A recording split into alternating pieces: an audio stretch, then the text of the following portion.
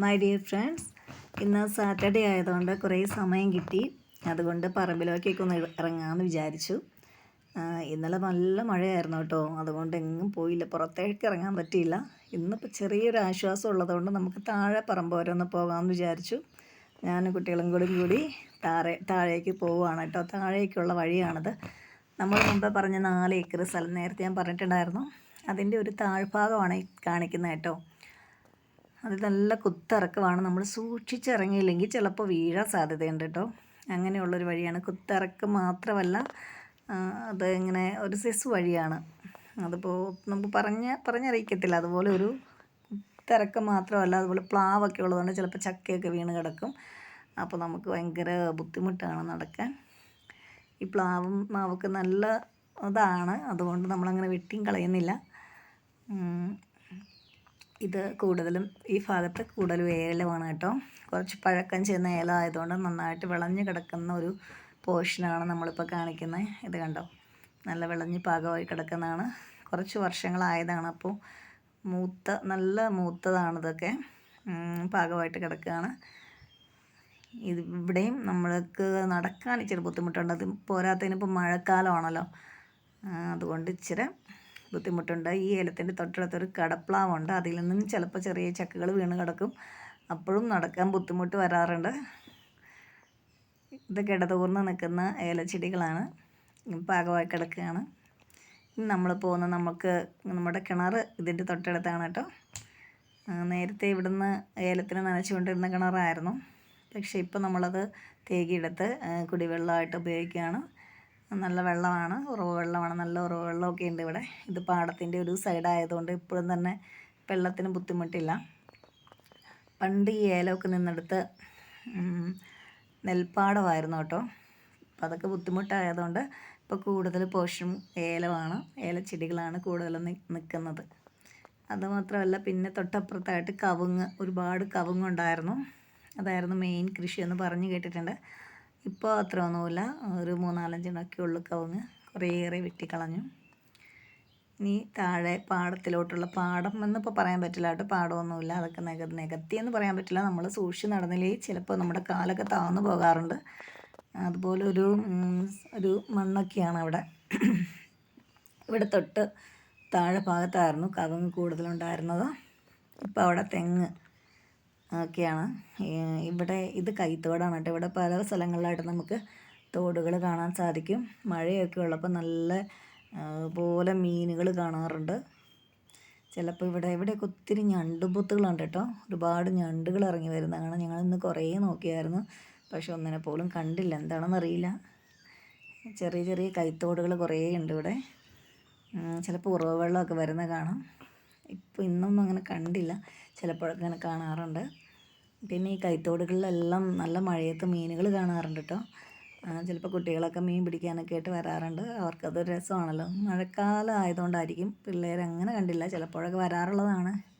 ഈടൊന്നും അങ്ങനെ കണ്ടില്ല. പിന്നെ നമുക്കിടയ്ക്ക് തേങ്ങയൊക്കെ വീണ് കിട്ടാറുണ്ട്. ഇതൊരു കരിക്കാണെന്ന് തോന്നുന്നു. നോക്കാൻ വീട്ടിൽ ചെന്ന്. നല്ല കാറ്റൊക്കെ, ഇവിടുത്തെ കാറ്റ് പറയണ്ടല്ലോ, നല്ല കാറ്റായിരിക്കും. ചിലപ്പോൾ നമുക്ക് തേങ്ങ ഇടാൻ ആളെ വിളിക്കേണ്ടി വരില്ല, അതുപോലെ തേങ്ങ ചാടിക്കിടക്കാറുണ്ട്. ഇത് ജാതിക്കയാട്ടോ. ജാതിപ്പൂ പറിക്കാറുണ്ട് നമ്മളിവിടുന്ന്. അതിലേറ്റവും വലിയൊരു ജാതിയാണ് ഇവിടെ നിൽക്കുന്നത്. 2-3-4 ജാതിയുണ്ട്, അതിലേറ്റവും വലുതാണിത്.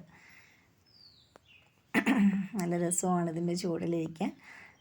പിന്നെ നമുക്ക് ഇങ്ങനെ ജാതിക്കത് പറിക്കാൻ തോട്ടിക്കാണ് സാധാരണ പറിക്കാറ്. ഇതിപ്പോൾ ഏറ്റവും താഴ്ന്ന് കിടക്കുന്നതുകൊണ്ട് ഞാൻ ചുമ്മാ കൈക്കിങ്ങ് പറിച്ചതാണ് കേട്ടോ.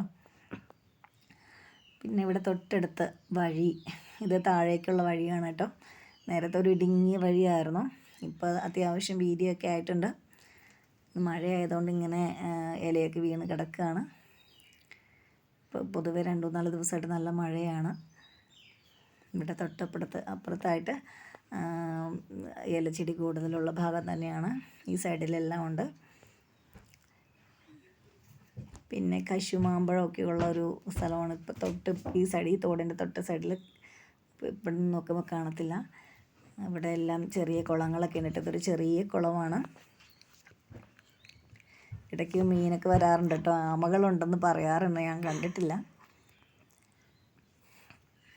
പിന്നെ ഇവിടെയൊക്കെ കുറേ തേങ്ങകളുണ്ട് കേട്ടോ. ചിലപ്പോൾ നമുക്ക് തോന്നും കൈകൊണ്ട് പറിക്കാൻ പാകത്തിന് നിൽക്കാറുണ്ട്. എല്ലാം തന്നെ തേങ്ങകളാണ് ഈ ഭാഗത്ത് നിൽക്കുന്നത്. ആയി വരുന്നതേ ഉള്ളൂ, തേങ്ങകളൊക്കെ ആയി വരുന്നതേ ഉള്ളൂ.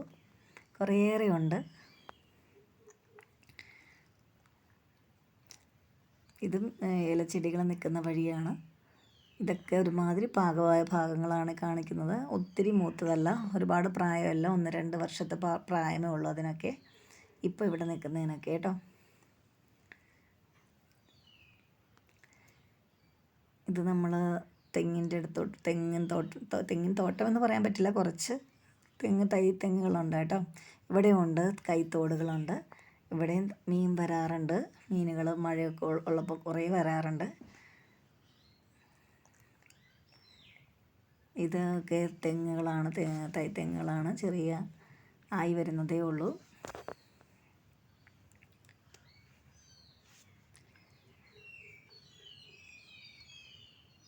ഇവിടെയും കൈത്തോടുകളുണ്ട് കേട്ടോ. ചെറിയ കൈത്തോടുകളൊക്കെ താഴെയുണ്ട്. ഉറവുവെള്ളം സാധാരണയായിട്ട് നമ്മൾ കാണാറുള്ളതാണെന്ന് നിങ്ങൾ നോക്കിയിട്ട് കണ്ടില്ല. നല്ല ശുദ്ധമായ വെള്ളമാണത്. ഇത് ഒരു കവുങ്ങ്. സാധാരണയായിട്ട് ഒരുപാട് പാക്ക് കിടക്കുന്ന കാണാറുണ്ട്. ഇതെല്ലാം ഇപ്പോൾ പൊഴിഞ്ഞു പോയതുകൊണ്ടാണ് കാണാത്തത്. ഇത് ഞാൻ പറഞ്ഞ കൈത്തോടിൻ്റെ ഒരു ഭാഗമാണ് കേട്ടോ. ചെറിയ കൈത്തോടുകളാണ്. ചിലപ്പോൾ വറ്റി വരണ്ട് കിടക്കും. ഇപ്പോൾ മഴയൊക്കെയുള്ളതുകൊണ്ട് വെള്ളമുണ്ട്. നല്ല രസമാണ് ഇതിൻ്റെ സൗണ്ടൊക്കെ കേൾക്കാനായിട്ട്. ചിലപ്പോൾ നമ്മളവിടെ പോയി നിൽക്കുമ്പോൾ കിളികളും അവരൊക്കെ കരച്ചിലും അതൊക്കെ നല്ല രസമാണ് കേട്ടോ. കൈത്തോടിൻ്റെ ആ സൗണ്ടൊക്കെ കേൾക്കാൻ ഭയങ്കര ഒരു സുഖമാണ്. ശരിക്കും പറഞ്ഞാലൊരു ഗ്രാമാന്തരീക്ഷത്തിൻ്റെ ശരിക്കും ഗ്രാമമാണ് എങ്കിൽ പോലും നമ്മൾ സിനിമയിലൊക്കെ കാണുന്ന പോലത്തെ ഒരു ഫീല് കിട്ടാറുണ്ട് ഇവിടെ വരുമ്പോൾ.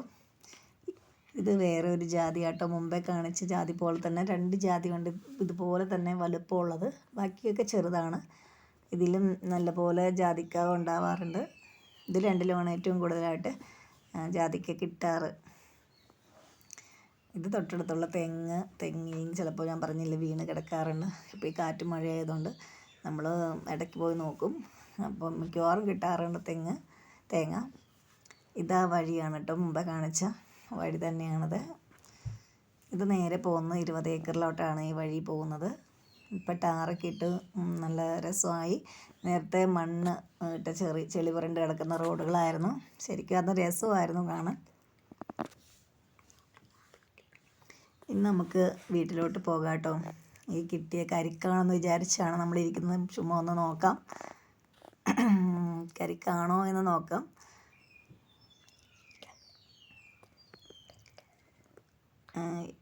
ഏകദേശം കരിക്കാണ് കേട്ടോ. ചിലപ്പോൾ കിട്ടുന്ന കരിക്ക് ഭയങ്കര രസമാണ്. വെള്ളം ഭയങ്കര മധുരമാണ് കേട്ടോ ഇതിന്. നമുക്ക് ഏകദേശം വൈൻഡപ്പ് ചെയ്യുവാണ് കേട്ടോ. അടുത്ത വീഡിയോയുമായി വരാം. Thank you dears.